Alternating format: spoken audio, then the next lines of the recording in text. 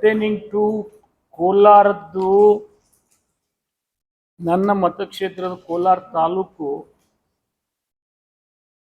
ಹೆಚ್ಚು ಕಡಿಮೆ ಮುಳುಗಡೆ ಆಗಿ 25 ವರ್ಷ ಗತಿಸ್ತಾ ಇದೆ. ಆ ಹಿನ್ನೆಲೆಯಲ್ಲಿ ಆ ಮುಳುಗಡೆ ಆಗಿರತಕ್ಕಂಥ 25ನೇ ವರ್ಷದ ಕಾರ್ಯಕ್ರಮವನ್ನು ನಾಳೆ 23ನೇ ತಾರೀಕಿಗೆ ರಾಜ್ಯದ ಉಪಮುಖ್ಯಮಂತ್ರಿಗಳು ನೀರಾವರಿ ಮಂತ್ರಿಗಳು ಬಂದು ಕೆಲವು ಅಡಿಗಲ್ಗಳನ್ನು ಹಾಕ್ತಾರೆ, ಕೆಲವು ಉದ್ಘಾಟನೆಗಳನ್ನು ಮಾಡ್ತಾರೆ. ಹೆಚ್ಚು ಕಡಿಮೆ ಒಂದು 100 ಕೋಟಿ ಕಾರ್ಯಕ್ರಮಗಳನ್ನು ಅವತ್ತು ಚಾಲನೆ ಕೊಡ್ತಾ ಇದ್ದಾರೆ.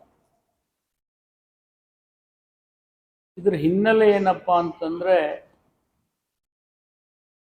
ನಾಳೆ ಉಪಮುಖ್ಯಮಂತ್ರಿಗಳು ಬಂದಾಗ ಈಗಾಗಲೇ ಮುಖ್ಯಮಂತ್ರಿಗಳಿಗೆ ಮತ್ತು ಉಪಮುಖ್ಯಮಂತ್ರಿಗಳಿಗೆ ನಾವು ಒಂದು ಮನವಿಯನ್ನ ಮಾಡ್ಕೊಳ್ತಾ ಇದ್ವಿ. ಏನಪ್ಪಾ ಅಂದ್ರೆ, ಆಲ್ಮಟ್ಟಿ ಅಣೆಕಟ್ಟಿನ ಗೇಟನ್ನ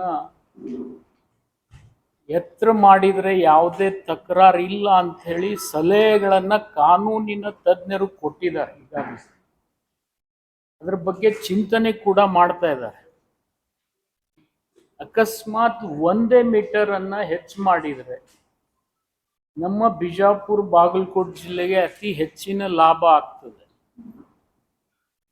ಯಾಕಂದ್ರೆ ನಮಗೆ ಸ್ಕೀಮ್ ಎ ಮತ್ತು ಬಿ ಅಂತೇಳಿ ಮಾಡಿ ಬಹಳಷ್ಟು ದೊಡ್ಡ ಅನಾಹುತವನ್ನ ಮಾಡಿ ನಮಗೆ ನಮ್ಮ ಪಾಲಿನ ನೀರನ್ನು ಸಿಗದೇ ಇರತಕ್ಕಂಥ ಸ್ಥಿತಿಯಲ್ಲಿ ಬಹುದಿನಗಳಿಂದ ನಾವು ಸಾಕ್ತಾ ಇದ್ದೀವಿ. ಉದಾಹರಣೆಗೆ 80 TMC ಬರ್ಬೇಕು ನಮ್ಮ ಸ್ಕೀಮ್ ಬಿ ನಲ್ಲಿ. ಅದು ಸರ್ವೋಚ್ಚ ನ್ಯಾಯಾಲಯದಲ್ಲಿ ವ್ಯಾಜ್ ಇದೆ ಅಂತ ಹೇಳಿ ಗೆಜೆಟ್ ನೋಟಿಫಿಕೇಶನ್ ಕೇಂದ್ರ ಸರ್ಕಾರ ಮಾಡ್ತಾ ಇಲ್ಲ.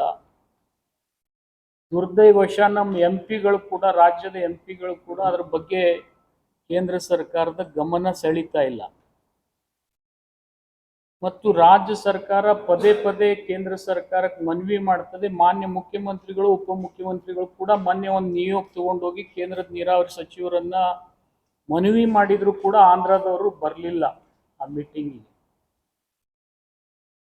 ಆ ವಿಷಯದ ಹಿನ್ನೆಲೆಯಲ್ಲಿ ಈಗಾಗಲೇ ನಿಮ್ಮ ರೈತ ಸಂಘದವರು ಕೂಡ ಒತ್ತಡ ಮಾಡ್ತಾ ಇದ್ದಾರೆ. ಆಲ್ಮಟ್ಟಿ ಅಣೆಕಟ್ಟಿನ ಗೇಟನ್ನು ಹಾಕಿ ಹೆಚ್ಚಿಗೆ ನೀರು ನಿಲ್ಲಿಸಿ ಆ ನೀರನ್ನು ಸ್ವಲ್ಪ ಮಟ್ಟಿಗಾದರೂ ಬಿಜಾಪುರ ಜಿಲ್ಲೆಗೆ ಕೊಡಿ. ಅಕಸ್ಮಾತ್ 1 ಮೀಟರ್ ಹೆಚ್ಚಿಗೆ ಮಾಡಿದರೆ ಒಂದು 25ರಿಂದ 30 TMC ನೀರು ಸಿಗ್ತದೆ ನಮ್ಗೆ 80ರಲ್ಲಿ. ಆ 30 TMC ನೀರು ಸಿಕ್ಕರೆ ಅದು ನಮ್ಮ ಜಿಲ್ಲೆಗೆ ಅನುಕೂಲ ಆಗ್ತದೆ.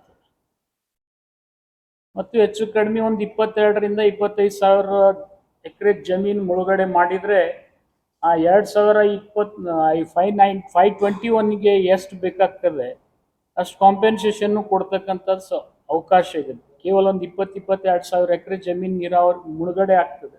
ಅಷ್ಟು ಕಾಂಪೆನ್ಸೇಷನ್ ಕೊಟ್ಟರೆ, ಅಷ್ಟು ನೀರು ನಿಲ್ಲಿಸಿದ್ರೆ ನಮ್ಮ ಜಿಲ್ಲೆ ಏನು ಇವತ್ತು ಬಚಾವತ್ ನಾವು ಅವಾರ್ಡ್ ಆಗಿ ಇಲ್ಲಿವರೆಗೆ ನೀರು ಉಪಯೋಗ ಮಾಡಿಲ್ಲ, ಆ ಉಪಯೋಗ ಮಾಡ್ತಕ್ಕಂಥ ಶಕ್ತಿ ಆದರೂ ನಮಗೆ ಬರ್ತದೆ. ಇಲ್ಲದೇ ಇದ್ರೆ ನಾವು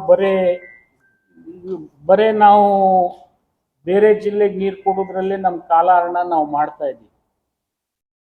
ಇದನ್ನ ಒತ್ತಾಯ ಮಾಡ್ಬೇಕಂತಕ್ಕಂಥದ್ದು ನಮ್ಮ ಜಿಲ್ಲೆ ಎಲ್ಲ ಶಾಸಕರ ಒಂದು ಒತ್ತಾಸೆ ಇದೆ. ಆ ಹಿನ್ನೆಲೆಯಲ್ಲಿ ಎಲ್ಲ ಶಾಸಕರು ಕೂಡ ಕೋಲಾರದಲ್ಲಿ ಕಾರ್ಯಕ್ರಮಕ್ಕೆ ಬಂದು ಮಾನ್ಯ ಮುಖ್ಯಮಂತ್ರಿಗಳಿಗೆ ಉಪಮುಖ್ಯಮಂತ್ರಿಗಳಿಗೆ ಒತ್ತಾಯ ಮಾಡಬೇಕಂತಕ್ಕಂಥ ಹಿನ್ನೆಲೆಯಲ್ಲಿ ಮತ್ತು ಜೊತೆಗೆ ಕೋಲಾರ ಮುಳುಗಡೆ ಆಗಿರ್ತಕ್ಕಂಥ 25ನೇ ವರ್ಷದ ವರ್ಷಾಚರಣೆ ಕೂಡ ಆಚರಣೆ ಮಾಡಿ ಬಾಗಲಕೋಟೆ ಮುಳುಗಡೆಗೆ ಎಷ್ಟು ಆದ್ಯತೆ ಸಿಗ್ತದೆ ಅಷ್ಟೇ ಆದ್ಯತೆ ಉಳಿದ ಹಳ್ಳಿಗಳಿಗೆ ಸಿಗ್ತಾ ಇಲ್ಲ R&R ಪ್ಯಾಕೇಜ್ನಲ್ಲಿ. ಅದು ಯಾವುದೇ ಸರ್ಕಾರ ಇರಲಿ, ನಮ್ಮ ಸರ್ಕಾರ ಇರಲಿ, ಬೇರೆ ಸರ್ಕಾರ ಇದ್ದಾಗೂ ಕೂಡ ಬಾಗಲಕೋಟೆಗೆ ಮುಳುಗಡೆ ಸಂತ್ರಸ್ತರಿಗೆ ಎಷ್ಟು ಒತ್ತು ಕೊಟ್ಟು ದುಡ್ಡು ಕೊಟ್ಟಿದ್ದಾರೆ, ಅಭಿವೃದ್ಧಿ ಮಾಡಿದ್ದಾರೆ, ಅದರ ಅರ್ಧ ಕೂಡ ಈ ನಮ್ಮ ಮುಳುಗಡೆ ಆಗಿರ್ತಕ್ಕಂಥ ಹಳ್ಳಿಗಳಿಗೆ ಆಗ್ತಾ ಇಲ್ಲ. ಅದನ್ನು ಕೂಡ ಒತ್ತಾಯ ಮಾಡ್ತಕ್ಕಂಥ ಕಾರ್ಯಕ್ರಮ ಈ ವೇದಿಕೆ ಮುಖಾಂತರ ನಾವು ಮಾನ್ಯ ಉಪಮುಖ್ಯಮಂತ್ರಿಗಳಿಗೆ ಮುಖ್ಯಮಂತ್ರಿಗಳಿಗೆ ಮನವಿ ಸಲ್ಲಿಸ್ತಕ್ಕಂಥ ವಿಚಾರ ಕೂಡ ಇದೆ. ಆ ಹಿನ್ನೆಲೆಯಲ್ಲಿ ಈ ಪತ್ರಿಕಾಗೋಷ್ಠಿಯನ್ನು ನಾವು ಕರೆದಿದ್ದೀವಿ.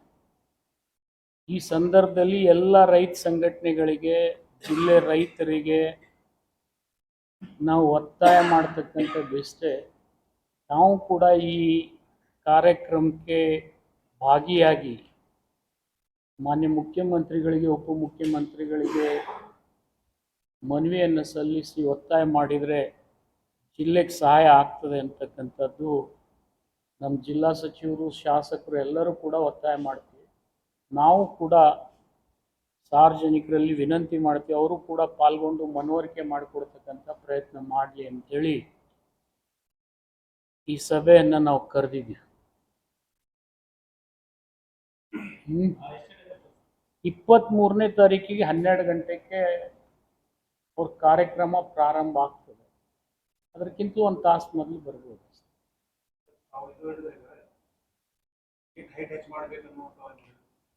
ಇದು ಎರಡು ವಿಷಯ. ಒಂದು, ಈಗ ಅದೇನು ಗೆಜೆಟ್ ನೋಟಿಫಿಕೇಶನ್ ಅದಕ್ಕೆ ಏನಾದ್ರು ವ್ಯತಿರಿಕ್ತ ಅಥವಾ ಇಲ್ಲ, ಒಂದು ಇದು ಎಕ್ಸ್ಪರ್ಟ್ ಆಗುವುದಿಲ್ಲ ಅಂತ ಹೇಳಿದ್ರೆ ಸರ್ಕಾರ ಎಕ್ಸ್ಪರ್ಟ್ಗಳು, ಲೀಗಲ್ ಎಕ್ಸ್ಪರ್ಟ್ಗಳು ಸರ್ಕಾರಕ್ಕೆ ಗಮನ ತಂದಾರೋ ಇಲ್ಲೋ, ಅಥವಾ ಇವತ್ತೇ ತಂದರೋ ಅಥವಾ ಹಳೆಯ ಮೊದಲಿಗೆ ತಂದು ತಂದಿಲ್ಲ. ಯಾವುದೇ ಕಂಪ್ನಿ ಇವತ್ತೇ ರಾತ್ರಿ ಯಾವಾಗ ಗೊತ್ತಾಯ್ತು ಅವ್ರಿಗೆ? ಈ ವಿಷಯ ಇವತ್ತೇ ಆಗಿಲ್ಲ, ಇದು ದೇರ್ ಫಾರ್ ಡೆಕೆಟ್ಸ್.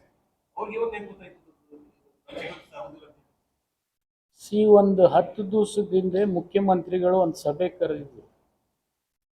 UKPಗೆ ಸಂಬಂಧಪಟ್ಟಾಗೆ ಎಲ್ಲ ಶಾಸಕರು, ನಮ್ಮ ಬಿಜಾಪುರ ಜಿಲ್ಲೆ ಅಷ್ಟೇ ಅಲ್ಲ, ಎಲ್ಲ ಶಾಸಕರು ಸಚಿವರು ಸಭೆ ಕರೆದಿದ್ರು.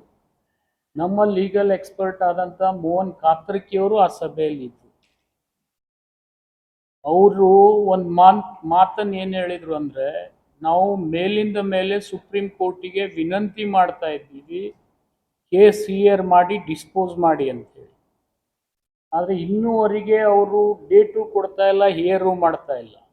ಮತ್ತು ಬೇರೆ ರಾಜ್ಯಗಳು ಆಕ್ಟಿವ್ ಆಗಿ ಪಾರ್ಟಿಸಿಪೇಟ್ ಮಾಡಿ ಇದನ್ನು ನಿರ್ಣಾಯಕ ಹಂತಕ್ಕೆ ತೆಗೆದುಕೊಂಡು ಹೋಗ್ತಕ್ಕಂಥ ಉತ್ಸುಕತೆಯನ್ನು ತೋರ್ತಾ ಇಲ್ಲ. ಅದಕ್ಕೆ ಗೇಟನ್ನು ಎತ್ತರ ಮಾಡಿದರೆ ನಮಗೆ ಯಾವುದೇ ಬಾಧ್ಯತೆ ಇಲ್ಲ ಅಂಥೇಳಿ ಅಂತಕ್ಕಂಥ ಅಭಿಪ್ರಾಯ ಅವರು ವ್ಯಕ್ತಪಡಿಸಿದರು. ಇದನ್ನು ಮಾನ್ಯ ಮುಖ್ಯಮಂತ್ರಿಗಳ ಎದುರಿಗೆ, ಉಪಮುಖ್ಯಮಂತ್ರಿಗಳ ಎದುರಿಗೇ ವ್ಯಕ್ತಪಡಿಸಿದ್ದಾರೆ.